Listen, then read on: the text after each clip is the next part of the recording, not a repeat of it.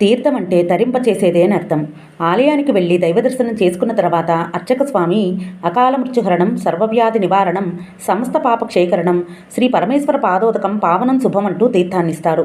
భగవంతుని పవిత్రమైన పాదాలను తాకిన తీర్థం మనకి అకాల మరణం రాకుండా కాపాడుతుంది, సర్వరోగాలను నివారిస్తుంది, సమస్త పాపాలను ప్రక్షాళన చేస్తుంది.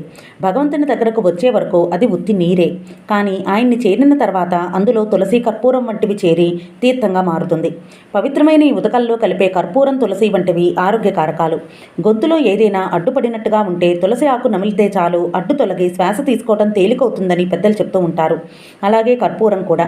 పురుషులు ఉత్తరీయాన్ని, స్త్రీలు పైట చెంగును చేతి కింద పెట్టుకుని భగవత్ప్రసాదంగా భావిస్తూ ఒక్క చుక్క కూడా కింద పడకుండా ఎంతో భక్తి శ్రద్ధలతో తీర్థాన్ని స్వీకరించాలి. అలాంటి తీర్థప్రసాదాలు 4 రకాలుగా ఉంటాయి: జలతీర్థం, కషాయ తీర్థం, పంచామృత తీర్థం, పానక తీర్థం.